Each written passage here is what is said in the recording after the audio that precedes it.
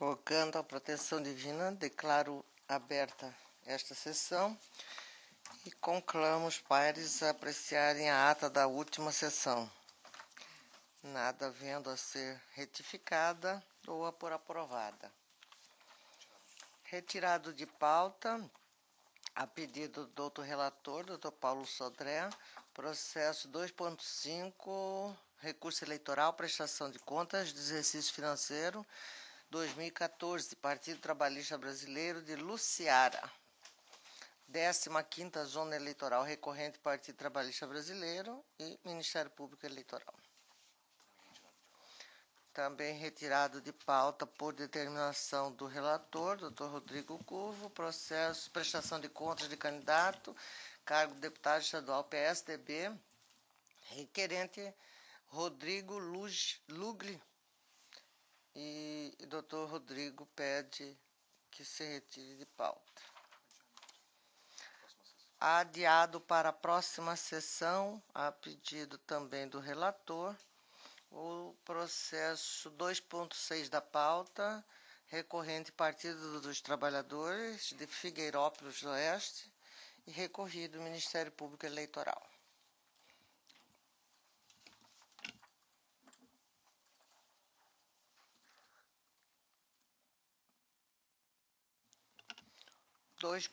Da pauta, processo 102.026, prestação de contas de candidato, cargo de deputado estadual, PSDB, requerente Daurinho Silva dos Santos,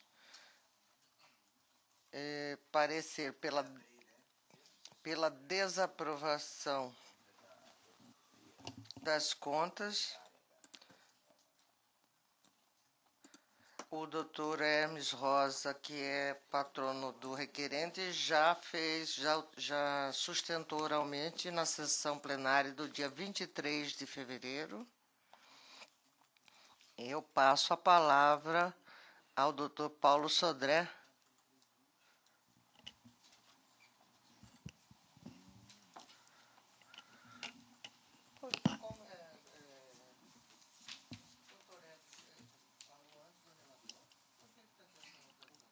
Foi eu que pedi, se me permite, senhora presidente. Após a sustentação, eu pedi para adiar.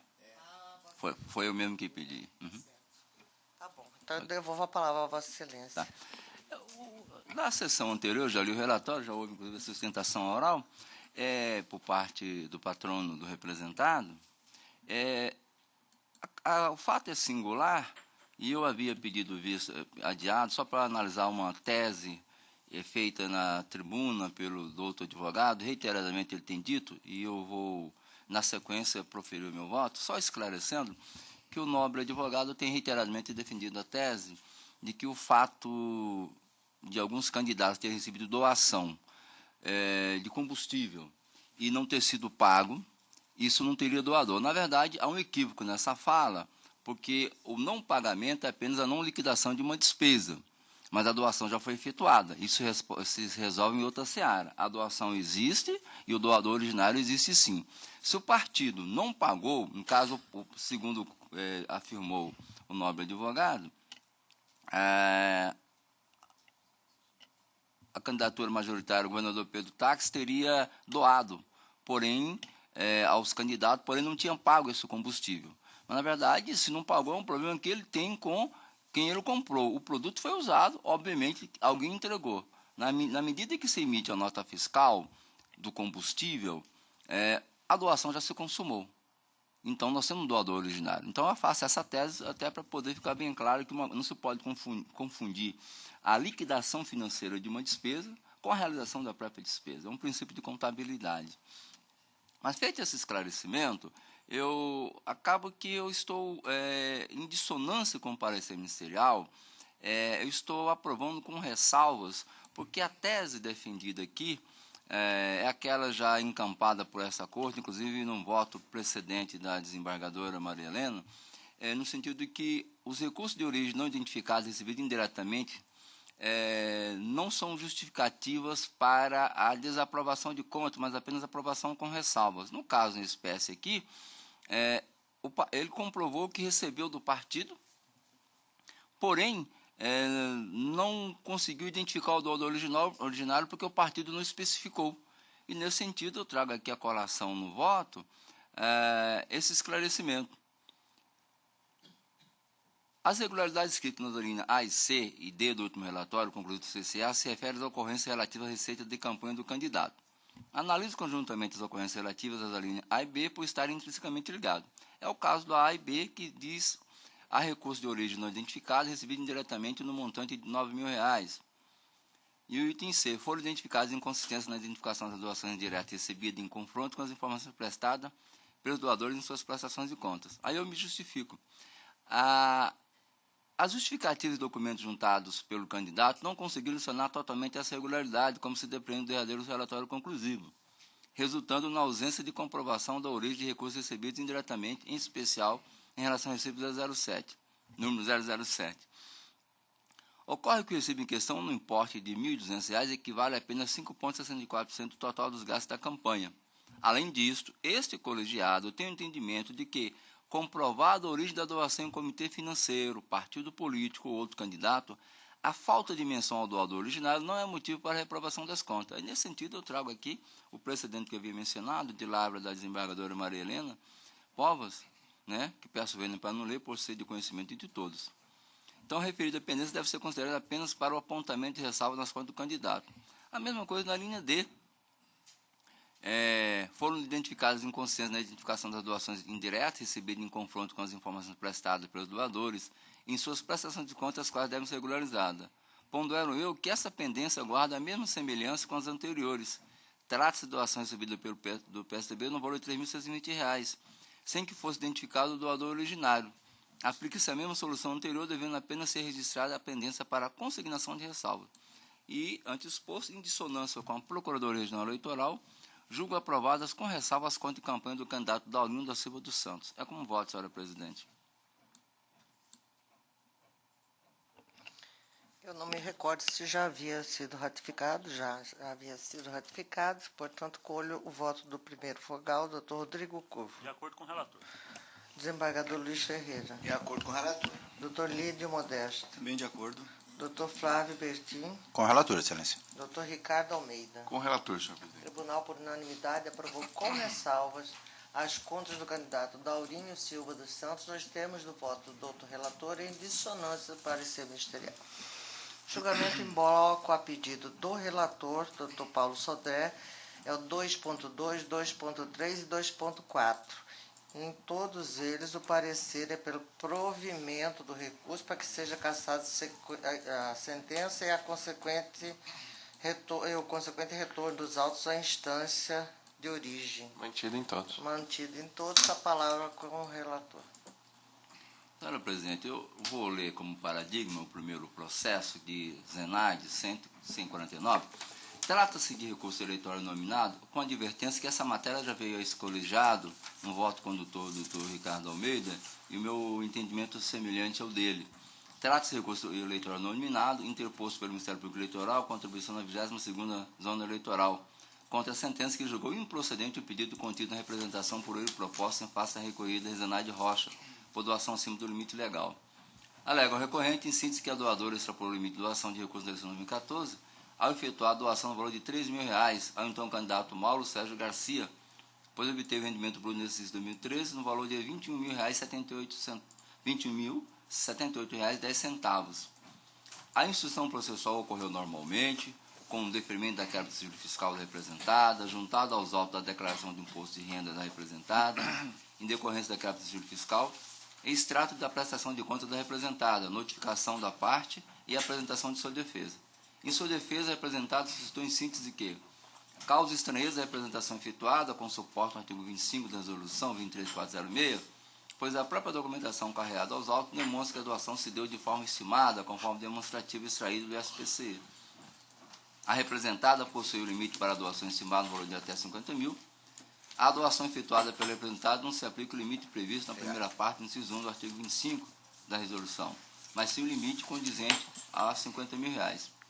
Em alegações finais, o Ministério Público Eleitoral se manifestou asseverando que o processo estava apto para julgamento de procedência do pedido no formulário inicial.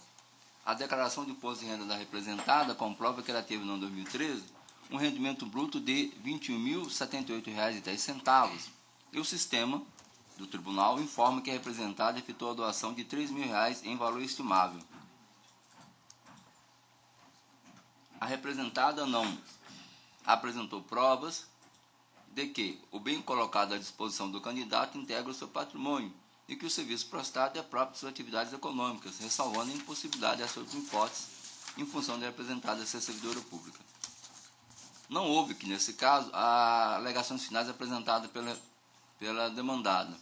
Sobreveio a sentença, o magistrado julgou improcedente, portanto, apreciando o mérito, o pedido de argumento que, nos termos do artigo 3331 do CPC, o ônus da construção da prova de que o bem não integrava o patrimônio era do órgão ministerial, ônus do qual a parte autora não se desincumbiu. Em sede recursal, o Ministério Público Eleitoral requeriu a reforma da sentença ao argumento de que o ônus da produção probatória, no caso, é do representado e não do autor. A recorrida não apresentou contra-razões ao recurso. Ouvida, a Procuradoria Eleitoral, em sua manifestação, ponderou em síntese que, não obstante seja em controvérsia que a doação foi realizada na forma de recurso in natura, não consta dos autos provas de que o bem ou serviço doado seja de propriedade demandada ou tenha sido por ela próprio prestado. Ao contrário do que consta na sentença recorrida, o ônus da prova acerca de uma excludente de ilicitude recai sobre a parte demandada, já que se trata de um fato impeditivo e não constitutivo nos termos do artigo 333, inciso 2º do CPC. A instrução probatória foi suprimida, o que implica em cessamento de defesa, razão pelo qual a sentença deve ser cassada e a fase instrutória reaberta. Manifestou-se, por fim, a Procuradoria para cassar a sentença com consequente retorno dos autos ao juízo de primeiro grau para que seja efetuada a devida instrução probatória. É o relatório. Foi mantido o parecer? Trata-se de recurso eleitoral inominado, interposto pelo Ministério Público Eleitoral com atribuição na 22ª Zona Eleitoral de Mato Grosso, Sinop, contra a sentença que julgou improcedente o pedido contido na representação por ele proposta em face da recorrida Zenaide Rocha, por doação acima do limite legal nas eleições gerais de 2014. Em se tratando de doação por pessoa física, dois são os limites impostos pela legislação, sendo a. O total dos rendimentos brutos auferidos no ano calendário anterior à eleição, e o outro, b. O valor de R$ 50.000 quando se tratar de doação estimável em dinheiro, relativa à utilização de bens móveis e imóveis ou prestação de serviços próprios, devendo nessa hipótese o doador provar que os bens são de sua propriedade ou que o serviço foi por ele mesmo prestado. Essa interpretação decorre do artigo 23 da Lei 9.597, bem como da resolução que eu peço vênia para não ler.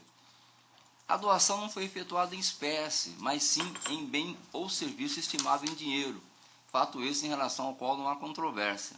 Sendo doação em valor estimável, não se aplica os rendimentos brutos auferidos no ano calendário anterior como limite, mas sim um valor de R$ 50.000. A doação estimável em dinheiro foi no valor de R$ 3.000, estando, portanto, incluso no limite previsto em lei. Resta apenas saber se o bem era de propriedade do doador ou se o serviço foi por ele mesmo prestado, a fim de justificar a exceção contida na segunda parte do artigo 7º do artigo 23, do parágrafo 7º do artigo 23 da Lei 9.597. Não há nos autos a prova cabal sobre a espécie ou a natureza daqueles recursos estimados em dinheiro doados pela representada no valor de R$ 3.000, pois o único documento que comprova a doação é o espelho de consulta do SPCE, Sistema de Prestação de Contas Eleitorais, as folhas 22. Referido documento comprova apenas que a representada doou ao candidato ao cargo de deputado federal pelo Estado de Mato Grosso, Mauro César Garcia, a quantia estimada em dinheiro no valor de R$ 3.000, mas tal documento não faz prova, repito, da espécie e da natureza do bem ou serviço, muito menos se o bem é de propriedade representada ou se é serviço próprio dela. A prova de que o bem doado é de propriedade representada ou de que o serviço foi prestado pelo próprio doador não é do Ministério Público Eleitoral, mas sim do doador. E nesse sentido eu trago aqui a colação precedente dessa corte, do Dr. Pedro Francisco, inclusive do Dr. Ricardo Almeida na sequência, e também julgados em outros tribunais nesse sentido. Isso porque, como bem asseverou a Procuradoria Regional Eleitoral, no caso, o fato constitutivo foi provado pelo autor da representação, que o valor de R$ 3.000 excedeu a remuneração bruta da representada no ano anterior, cabendo à representada a prova da desconstituição do fato imputado, que o bem doado, além de se encontrar no limite de R$ 50.000, era de sua propriedade ou o serviço foi por ela mesmo prestado. Até aqui estou em consonância com o parecer ministerial, divido nesse pequeno aspecto. Contudo, não é o caso de anulação da sentença, pois na presente demanda houve irregular instrução processual com a sentença de mérito julgando improcedente o pedido, não tendo se verificado violação aos princípios constitucionais do contraditório ou ampla defesa, ou ainda da supressão da fase instrutória. Obrigado. Nesse ponto, eu estou acompanhando aqui o entendimento do Dr. Ricardo Almeida em votos a trazer dessa Corte na semana anterior. Portanto, não tendo sido comprovado pela representada a ocorrência desse excludente, há de se analisar se o valor excedente da doação tem de vista o rendimento bruto da representada no ano calendário 2013. De acordo com a declaração de imposto de renda da representada, ela teve no ano 2013 uma renda bruta anual de R$ 21.000, aplicando-se o percentual de 10% contido no artigo 23. Temos que o valor máximo que a representada poderia doar no ano de 2014 seria contido de R$ 2.000, R$ 2.107,81. Como a doação foi no valor de R$ 3.000, constata-se que a representada, hora recorrida, incorreu um excesso de doação de R$ 892,09, equivalente à diferença entre o valor doado e o valor que ele poderia doar. Ante exposto, em consonância parcial, no sentido da provimento, com parecer ministerial, dou provimento ao recurso para condenar a recorrida Zenaide Rocha, aplicando-lhe a sanção pecuniária no valor mínimo, 5 vezes o valor do excesso, qual seja, R$ 4.460,95, nos termos do parágrafo 3º do artigo 23 da Lei 9.504/97. É como voto nesse processo, senhor presidente. E como estou votando em bloco, só esclarecendo, os demais processos é exatamente a mesma coisa. Segue a mesma linha. A mesma linha, a única e sempre aplicação à condenação no valor mínimo, curiosamente é o mesmo advogado e é o mesmo parecer do Ministério Público, e sempre apliquei no valor mínimo, então eu tenho encaminhado nesse sentido os votos. Há alguma divergência ou pedido de explicação? De acordo, senhor. Não havendo divergência, o tribunal, por unanimidade, deu provimento aos recursos nos termos do voto do doutor relator, em consonância parcial com o parecer ministerial. Processo 2.7, número 108.873, prestação de contas de candidato, cargo de deputado estadual, eleições de 2014, requerente Jovita Anacleto de Paula Lenk. Parecer para que as contas sejam declaradas não prestadas. Ratificado. Ratificado, doutor Lídio, com a palavra. Se me permite, senhora presidente, eu posso resumir bem este voto, porque é um caso muito corriqueiro aqui na Corte. E com esse processo, né, como já anunciado, de prestação de contas da senhora Jovita Anacleto de Paulo Lenk, candidata ao cargo de deputado estadual nas eleições de 2014. Ela prestou a primeira prestação de contas parcial, apresentou a final, tudo dentro do prazo. Foi intimada para sanar as irregularidades constatadas, todavia ela quedou-se inerte. O parecer técnico foi pela desaprovação e, depois de nova análise, o parecer, tanto técnico quanto da Procuradoria, foi pelo julgamento das contas como não prestadas, e eu estou seguindo tanto o parecer técnico quanto o parecer ministerial, uma vez que não há procuração nos autos de advogado e há necessidade disso. Como voto. Dentre outras e várias irregularidades constatadas. Consulto se há alguma divergência. De acordo. O tribunal, por unanimidade, declarou não prestadas as contas da candidata Jovita Anacleto de Paula Link nos termos do voto do doutor relator em consonância com o parecer ministerial.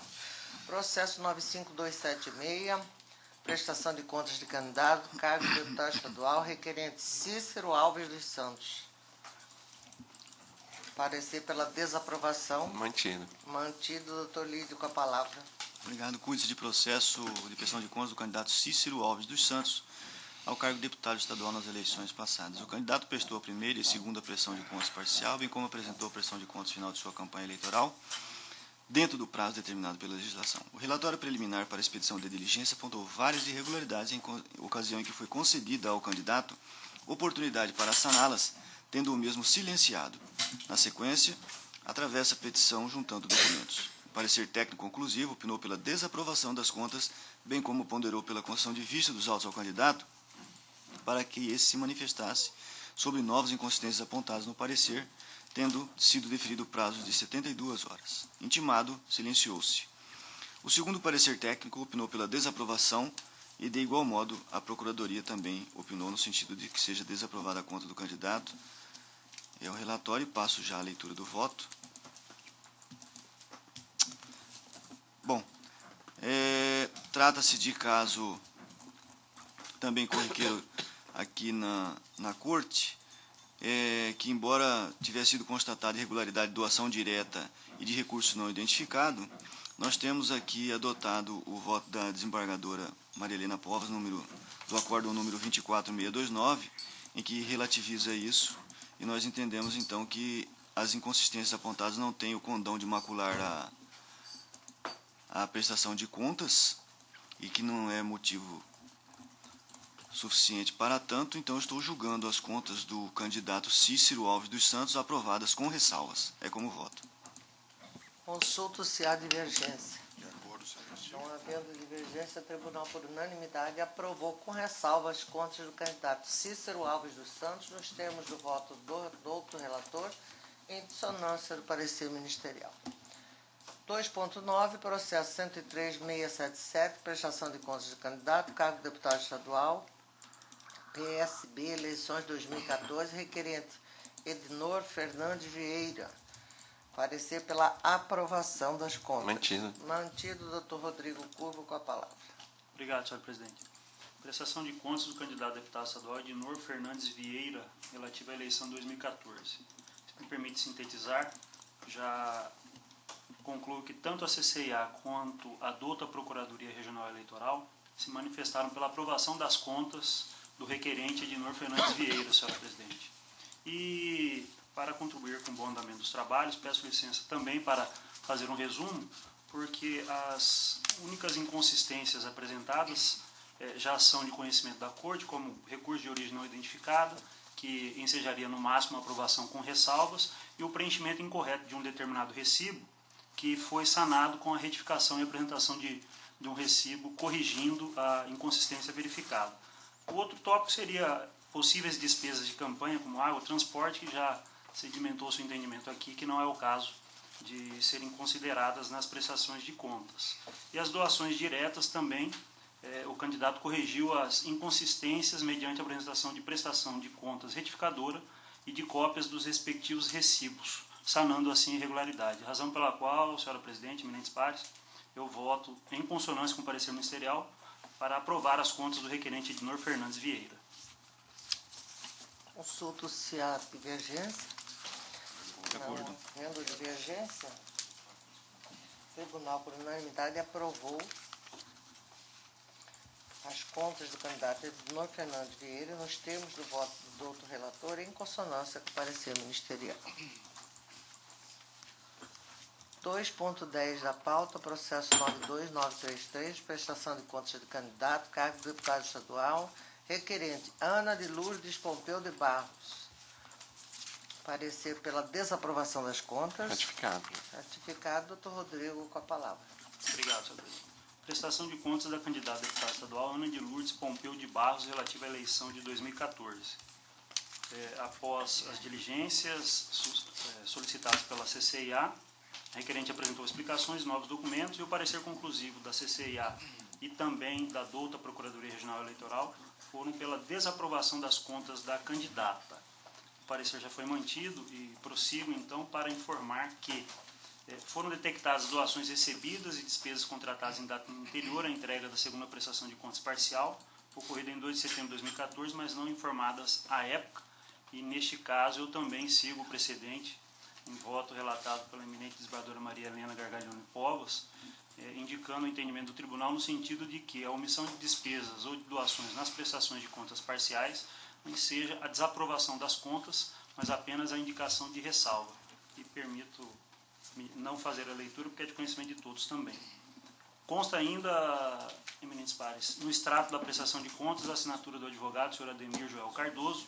Todavia, segundo indicou o órgão técnico, não foram localizados registros de doação de receita estimável em dinheiro ou de pagamento de despesa pelos serviços advocatícios prestados. Também é entendimento dessa Corte que não ensejaria a necessidade da prestação de contas dos serviços do advogado ou também do contador por ocasião da prestação de contas, mas ainda assim a candidata juntou o recibo eleitoral, albergando a doação estimada em dinheiro no valor de R$ 600, referente aos serviços advocatícios prestados pelo procurador subscritor da prestação de contas, de modo que considero como justificada e sanada a irregularidade apontada. E o último item, também conhecido, é o apontamento quanto à ausência de declaração de despesas de campanha, como água, energia, telefone, combustível, entre outros. E fato que, conforme o entendimento também já consolidado, não enseja a desaprovação das contas, mas mera indicação de ressalva. Concluo, em dissonância com o parecer ministerial, para aprovar com ressalvas as contas da requerente Ana de Lourdes Pompeu de Barros. É como voto, senhora presidente. Consulto se há divergência. Não havendo divergência, o Tribunal, por unanimidade, aprovou com ressalva as contas da candidata Ana de Lourdes Pompeu de Barros, nos termos do voto do doutor relator, em dissonância do parecer ministerial. Matéria administrativa, processo. Vossas Excelências receberam cópia, né, dessa proposta da presidência e eu vou ler as razões do relatório que levaram a essa proposição. Trata-se de proposta de instituição e regulamentação interna de governança deste Tribunal Regional Eleitoral, apresentada pela Diretoria-Geral. A iniciativa teve por impulso a edição da Resolução 201/2015 do CNJ, que determinou a criação de unidades ou núcleos socioambientais no Poder Judiciário, estando amparado em consistente e razoável técnico, da qual reproduz os trechos abaixo. Aspas. A governança no setor público, segundo ensina o Guia Prático Referencial Básico de Governança do Tribunal de Contas da União, compreende essencialmente os mecanismos de liderança, estratégia e controle postos em prática para avaliar e monitorar a atuação da gestão. Fecha aspas. Trata-se, portanto, de um conjunto de instrumentos utilizados com propósito específico e convergente de conduzir as políticas públicas e prestar com excelência os serviços de interesse da sociedade. O denominador comum dos instrumentos de governança consiste na sua íntima ligação à alta administração, precisamente porque é necessário que os agentes com poder de transformação e de imposição do ritmo administrativo estejam pessoalmente envolvidos com a construção e o acompanhamento de estratégias. Neste cenário, mostra-se fundamental que todos os mecanismos de governança estejam, de certa maneira, interligados e dispostos ordenadamente dentro de um sistema único e claro, de tão fácil acesso à alta administração e de tão elevada eficácia que se torne, por isso mesmo, intrínseco à forma de gerir a coisa pública. As receitas e posições verificadas de implementação e de instrumentos de governança oriundos do CNJ e do TCU não obstante tenham propiciado grande profissionalismo na gestão judiciária, tem ocorrido de forma capitulado, seccionado, apartado da construção paralela de um sistema acomodatício e canalizador de todos esses instrumentos, numa espécie de rede que os potencializa e tem a força e simplicidade suficiente para comprometer efetivamente a alta administração. Apenas nos últimos 2 anos, por ordem do CNJ, o TRE de Mato Grosso foi compelido a criar o Comitê Estratégico de Tecnologia da Informação, processo tal, os comitês de orçamento de 1º e 2º grau, resolução tal, os núcleos estratégicos, socioambiental e, por determinação do TCU, a constituição do Comitê de Gestão de Pessoas. Dos instrumentos citados, apenas o Comitê de TI encontra-se com regular e efetivo funcionamento, muito embora os demais mecanismos tenham sido formalmente criados. Sua ineficiência pode ser atribuída a diversos aspectos, mas certamente o isolamento e distanciamento que possui entre si é, dentre eles, um dos mais significativos. Em apertada síntese, é de se concluir que a implantação de vários instrumentos de governança, dos quais o núcleo socioambiental é apenas um, deve ser realizada de modo uniforme em um sistema único e próprio que os interligue à alta administração por uma rede específica que propicie, de forma de fato, a liderança, o controle e a construção das estratégias do órgão. Outro sim, prevendo que a mera constituição formal do núcleo socioambiental não alcance os resultados esperados, bem ainda almejado, resgatar e potencializar os demais instrumentos de governança já incluídos ou a instituir. Pondera Vossa Excelência seja determinada a criação e regulamentação da rede de governança do TRE de Mato Grosso, com a congregação de todos os instrumentos estratégicos necessários à moderna gestão em um único sistema simplificado e acessível. Pressupondo inteligível pela simples leitura dos dispositivos normativos sob enfoque, quais são as premissas que o sustentam, peço escusas para destacar apenas alguns aspectos que considero especiais. O normativo tem por referencial teórico, constante se vê o único de seus considerandos o referencial básico de governança publicado pelo Tribunal de Contas da União no ano de 2013 e o Guia de Orientação para o gerenciamento de riscos corporativos, publicado pelo Instituto Brasileiro de Governança Corporativa no ano de 2007. B. A rede interna de governança, ora proposta, estrutura-se em apenas 2 níveis, a saber, a instância de governança exercida pelo Conselho de Administração Eleitoral, CONAD, e as instâncias de apoio à governança composta pelos comitês e núcleos estratégicos, além de unidades específicas do Tribunal. C. A interação dos níveis de governança é precisamente o que caracteriza a rede, isto é, um organismo uniforme que funcione de forma coesa e convergente. O CONAD exerce o papel de governança propriamente dita e permeia toda a cadeia inferior por intermédio do tom que dá às questões estratégicas. Os comitês e núcleos estratégicos, ora propostos, foram pensados para percorrer temas abertos, de tal sorte a poder abarcar as atribuições advindas do CNJ e do TCU, sem necessidade de criação de diversos outros organismos pontuais e exilados que, assim nascidos, funcionariam de forma pulverizada e dissociada. Esta também é a razão por que o CONAD, por meio da expedição de atos, pode incorporar novas competências e atribuições às organizações que compõem as instâncias de apoio à governança nos termos do disposto no artigo 8, inciso 13b. As principais competências previstas para o núcleo socioambiental, resolução do CNJ 201, para o Comitê Gestor Local de Atenção Integral à Saúde, resolução do CNJ 207, para o Comitê Gestor de Tecnologia de Informação, resolução do CNJ 182, e para os comitês orçamentários de primeiro e segundo graus, resolução 195. E estão dispostas e distribuídas no normativo que institui a rede interna de governança. Por constituir atividade precípua e inerente à governança, o normativo regula ainda a política de gestão de riscos, ressaltando, contudo, que não fica ela adstrita à rede interna, como prevê a propósito seu artigo 34.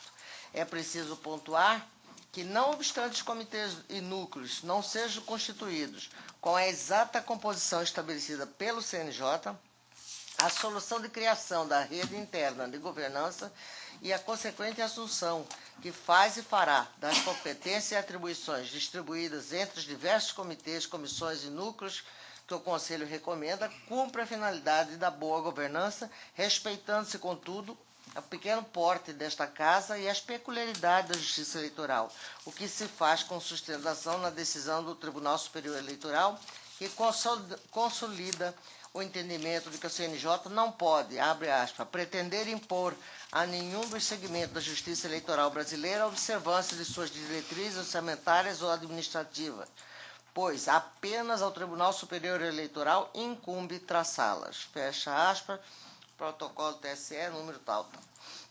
Vale dizer, as boas práticas determinadas pelo Conselho Nacional de Justiça serão adotadas pela rede interna de governança com a devida acomodação de seus termos e estrutura disponível para a Justiça Eleitoral e, mais especificamente, a este regional.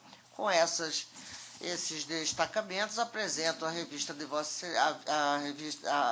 a apreciação de Vossas Excelências a proposta de criação da rede interna de governança do Tribunal Regional Eleitoral de Mato Grosso, sublinhando em tempo que foi ela objeto de reuniões entretidas com os principais gestores desta Corte.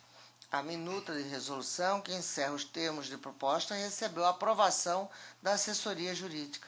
Empenho de registrar ainda o advento da resolução 216/2016 do CNJ, cujo artigo 2º caput estabelece que se aplicam à Justiça Eleitoral todas as resoluções e determinações expedidas pelo CNJ, notadamente em matéria administrativa, financeira e disciplinar. É o relatório do essencial. E o voto é muito curto, acho que esgotei a matéria quando declinei as razões pelas quais estou propondo a criação. E eu voto, vou ler a parte conclusiva. Só diante de todo exposto, estou votando pela instituição e regulamentação da rede interna de governança do Tribunal Regional Eleitoral de Mato Grosso, na forma da minuta de normativo anexo, pugnando por sua aprovação. Expressa-se a resolução. Vossas Excelências tiveram acesso, penso eu, que foi essa orientação dada, e está aberta a discussão. Se alguém tem alguma dúvida a ser sanada. Eu posso falar, primeiramente? Pode, deve. Senhora Presidente, é o seguinte, eu estive trabalhando na corregedoria como auxiliar no Tribunal de Mato Grosso, né, aqui no TRE, e tive a oportunidade de ser gestor de metas vinculado ao Conselho Nacional de Justiça, e também aqui à frente do GGM também tive a oportunidade de trabalhar no Conselho Nacional de Justiça na elaboração de metas, não somente para a justiça, para o segmento da justiça estadual, mas também para o segmento da justiça eleitoral, e tive a oportunidade de acompanhar o trabalho que vinha sendo realizado pelo nosso TRE. E o TRE merece ser parabenizado porque sempre tem se destacado no cenário nacional pelas atividades, isso evidentemente por puro esforço por parte dos administradores daqui, né, e também pelo corpo de servidores da casa. Mas eu reli, né, fiz uma detida análise em relação à resolução ora proposta, e parabenizo Vossa Excelência, presidente, pela iniciativa, porque eu tenho certeza que é muito bem-vinda para o tribunal e melhorará ainda mais a atividade daqui. A rede interna de governança, eu participei dessas reuniões que a senhora falou, algumas delas, e pude constatar o compromisso dos servidores no sentido de que ela fosse implementada aqui, porque, como eu disse agora há pouco, o destaque que o tribunal tinha era por esforço próprio dos servidores e dos gestores, né? E os outros tribunais que tinham destaque no cenário nacional, todos já tinham a rede de governança instalada, né? Já tinha instituído o sistema de BI, inclusive, e dessa maneira fica mais fácil você ter destaque, você ter um controle maior e efetivo daquilo que acontece em todas as áreas dos tribunais, né? Mas nós tivemos também a possibilidade de aproveitar uma dessas reuniões e propor para a gestão anterior a realização de cursos de gestão, né, e também de governança, que tinham inclusive sido suspensos pela presidência. Nós conseguimos envolver o presidente no sentido de que isso realmente, explicar para ele que isso realmente é importante, e está culminando aqui, graças a Deus, né, com essa instalação. Vai haver uma gestão mais profissional aqui no tribunal, o trabalho ser realizado com mais transparência, com mais respeito à coisa pública, com mais responsabilidade na prevenção e no tratamento de riscos, porque é uma ferramenta que possibilita que isso aconteça. Haverá um maior envolvimento também por parte dos atores que interessam pelo trabalho da justiça eleitoral, seja ele da ordem interna como da ordem externa, como se diz, são os stakeholders, né, que atuam aí no interesse comum, para que o trabalho da Justiça Eleitoral do Estado de Mato Grosso seja prestado como já vem sendo, mas que consiga ser melhor ainda. Então eu parabenizo a senhora pela iniciativa e já adianto meu voto atropelando o desembargador, né, que agora era voto. A senhora abriu a palavra de um modo geral, no sentido de acompanhar o voto da presidência. Só antes de continuar colhendo os votos, merece também registro não foi pequeno o esforço de Dr. Lídio nos diversos setores deste tribunal onde atuou, e daí porque fica bastante evidente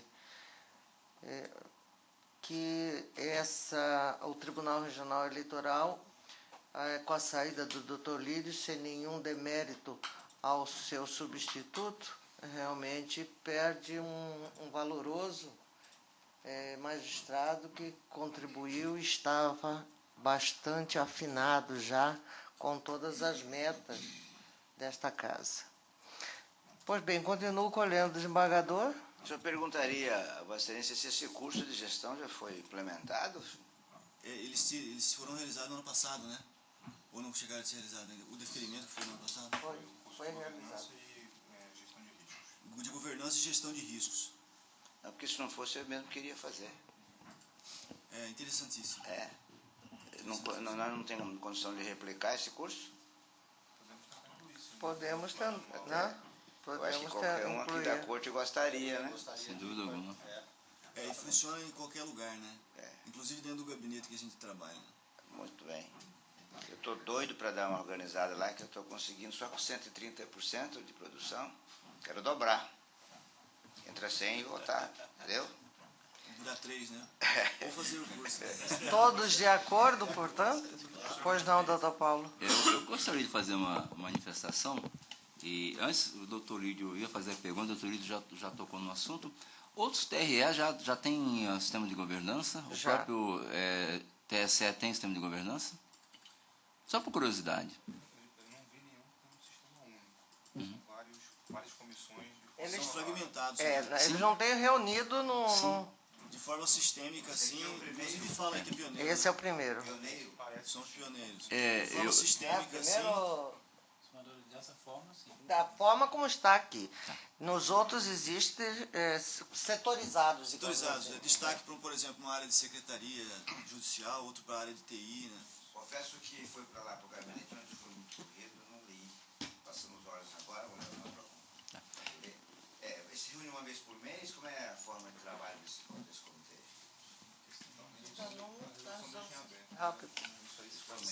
Cada comitê terá sua autonomia para poder deliberar isso, pelo que eu li na resolução. É isso. Senhora presidente, desembargador, corregedor, confesso que ontem fui como se fosse uma enxurrada de informações para essa resolução, boa por sinal. É uma matéria que diz respeito à minha área de estudo, que é a administração da justiça, e, na minha opinião, aqui você quebra um paradigma. Os tribunais, historicamente, são presidencialistas. São presidencialistas, né? Quem quer que seja, uns melhores, outros piores, né?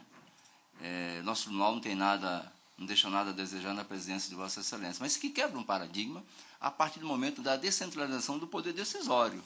Eu leio aqui atentamente o item B, que Vossa Excelência leu: a rede interna de governança, ora proposta, estrutura-se em apenas 2 níveis, a saber, a instância de governança, exercida pelo Conselho de Administração Eleitoral CONAD, e as instâncias de apoio à governança.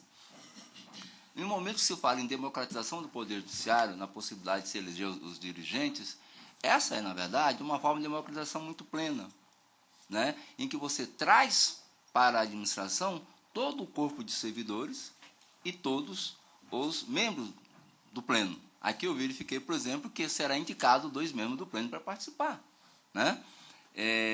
Isso é uma mudança de cultura, é uma mudança de paradigma.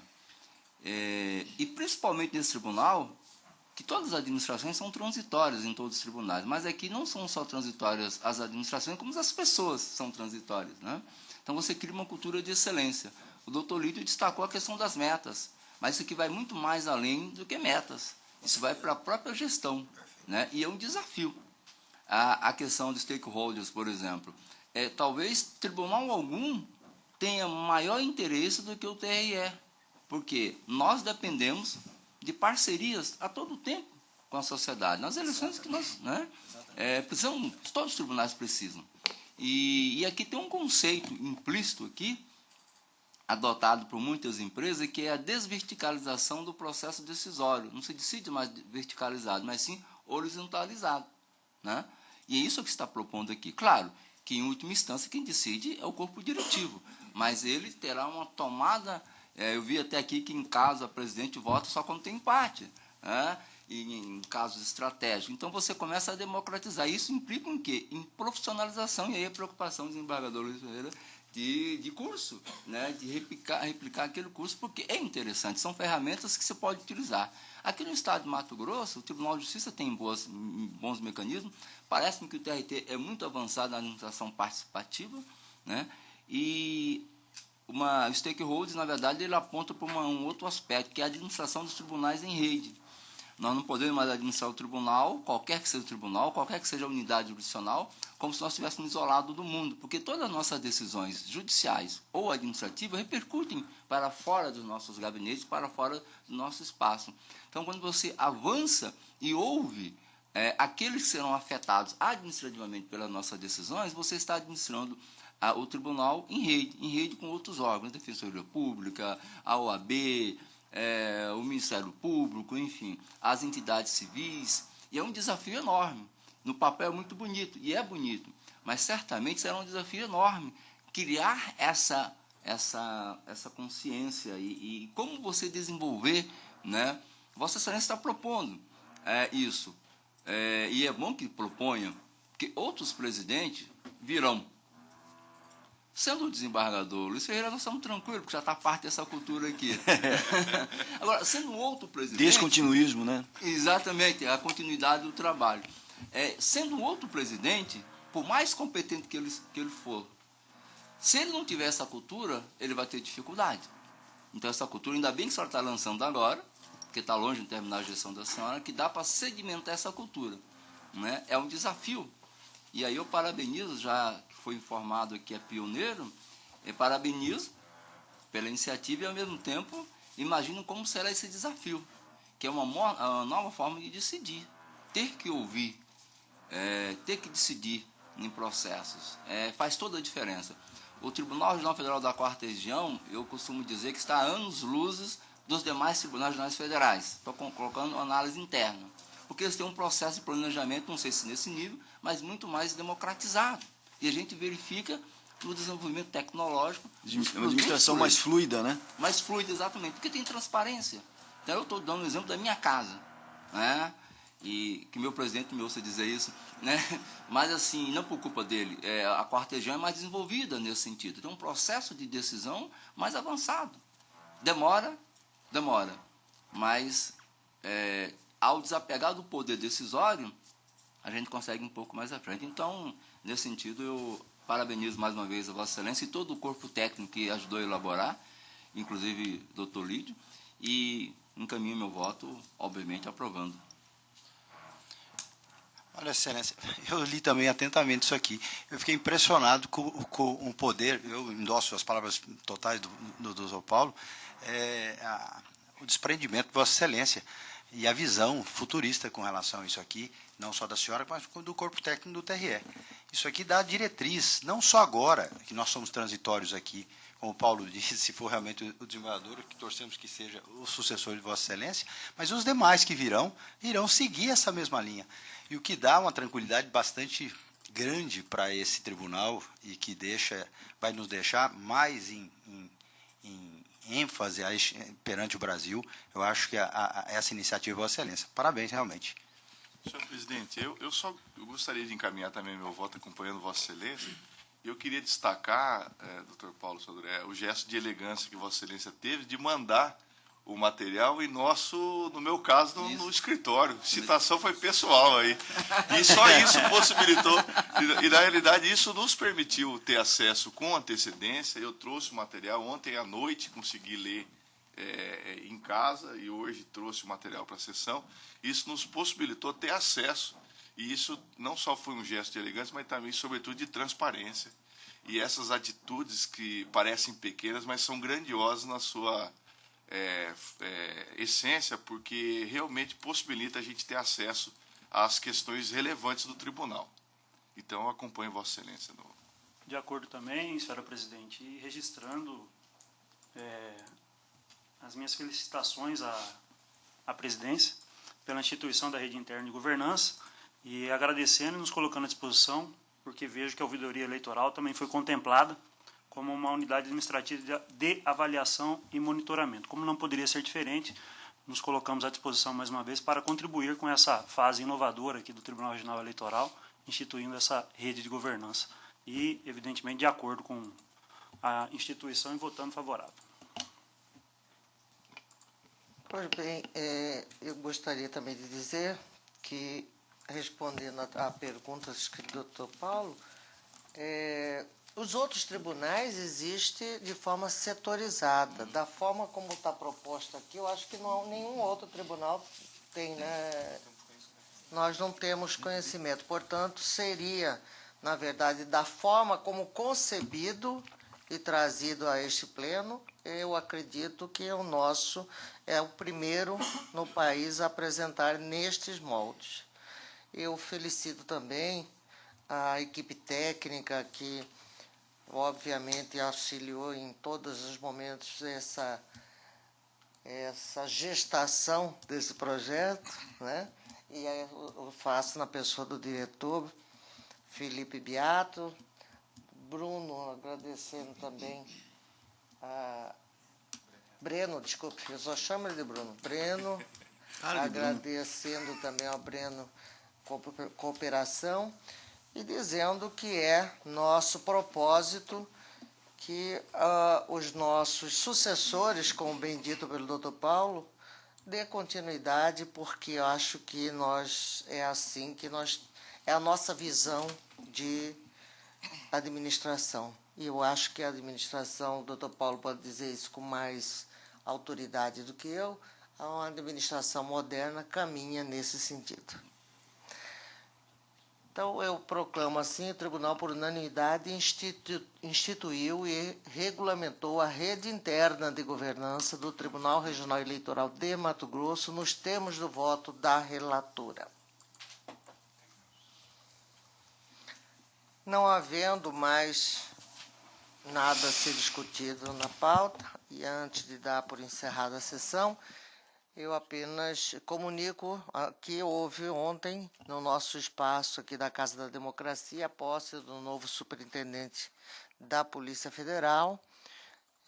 Eu compareci, obviamente, porque a Polícia Federal é nossa parceira, né? E compareci para prestigiar a posse, e o novo superintendente já antecipou que o tribunal é a primeira visita que ele pretende fazer após a posse de ontem.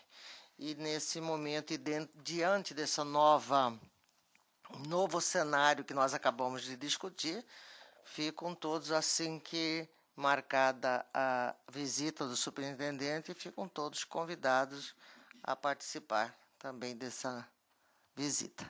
Muito obrigado a todos, está encerrada a sessão.